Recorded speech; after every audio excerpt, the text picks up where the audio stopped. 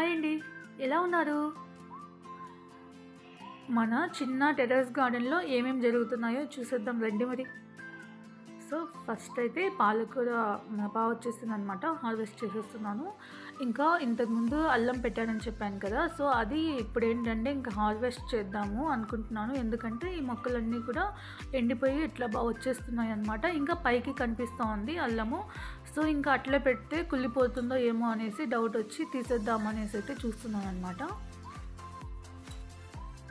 ఇంతకుముందు ఒక 2-3 కుండీల్లో కూడా అల్లం పెట్టున్నాను అనమాట. అంటే వేరే మొక్క ఉన్న దాంట్లో సైడ్కి పెట్టున్నాను, బట్ అది రాలేదనమాట. అంటే గ్రోత్ ఏం లేకుండా అట్లా 2-3 ఆకులు వచ్చి ఆకులంతా ఎండిపోయి కుళ్ళిపోయిందనమాట.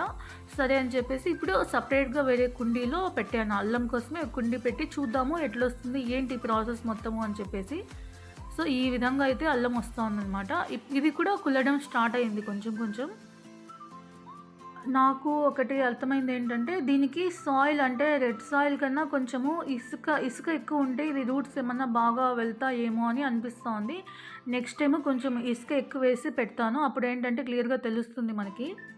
ఇంకా చూసారు కదా, ఈ కొంచెమే అల్లం వచ్చిందనమాట. నేనేమన్నా కుండి నిండిపోతుందేమో అని ఎక్స్పెక్ట్ చేశాను, బట్ రాలేదు. ఇంకా చూస్తున్నాను మట్లో ఏమన్నా అల్లం ఉందేమో, పొరపాటున ఉండిపోయిందేమో అనేసి, బట్ ఏం లేదు అసలు. సర్లేబ్బా అనేసి ఇంకా వచ్చిందని తీసుకున్నాను. ఇది కూడా లైట్గా కుల్లడం స్టార్ట్ అయ్యింది, చూస్తున్నారు కదా. ఇంకా వదిలేసింటే మొత్తం కుళ్ళిపోయి ఉంటుందో ఏమో మరి. సరే అనేసి తీసాను. ఇంకా మనము నేర్చుకుంటున్నాం కాబట్టి పర్లేదు. 1-2 సార్లు ఫెయిల్ అయినా కూడా మంచిగా నేర్చుకొని నెక్స్ట్ టైం ఇంకా బాగా గ్రో చేయాలి. సో బాగానే వచ్చింది, పర్లేదు. మనం ఒక టీలో అయితే 4-5 సార్లు వేసుకోవచ్చు, కర్రీలో అయితే 2 సార్లు వేసుకోవచ్చు, అంతే కదా. ఇంకా ఇది మొలకలాగుంది కదా, నాటుకుందాము మళ్ళీ వస్తుందేమో అని పక్కన పెట్టాను.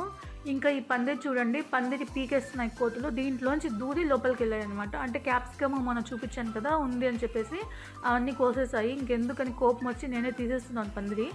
సో ఇంకా పందిరి మొత్తం కాకుండా ఇట్లా ఓపెన్ చేసి వదిలేసాను. ఎట్లన్నా పోయి తిని చావండి, నా వల్ల అయితే కావట్లేదు అనేసి.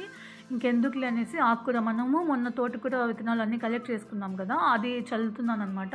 ఇంకా ఎక్కువ ఉన్నాయన్నమాట విత్తనాలు, ఇంకా స్టోర్ చేసి పక్కన పెడుతున్నాను. అన్నీ ఒకేసారి ఏం వేయం కదా, నెక్స్ట్ టైం యూజ్ చేద్దాం అనేసి. చూసారు కదా, బఠానీ చెట్టును కూడా ఇంకా పీగడం స్టార్ట్ చేసినాయి. ఇదైతే ఇప్పుడు ఫ్లవరింగ్ స్టేజ్లో ఉంది. మళ్ళీ బఠానీలు వచ్చినాక ఇంకేం చేస్తాయో ఏమో అర్థం కావట్లేదు. సో మీరు ఎవరైనా బఠానీ మొక్కని చూడని వాళ్ళు ఎవరైనా ఉంటే చూడండి. దీని లీవ్స్ ఇవన్నీ కూడా మంచిగా ఉన్నాయి కదా, చూసే కూడా. మనము లాస్ట్ టైం పెన్సిల్ ప్లాంట్ చూసాం కదా, సో కొంచెం అట్లా అనిపిస్తుంది కదా. సరే మరి, వీడియో నచ్చితే లైక్, షేర్, సబ్స్క్రైబ్. ఇట్లాంటి వీడియోస్ కోసం మన ఛానల్ అయితే ఫాలో అయిపోండి. Thank you for watching.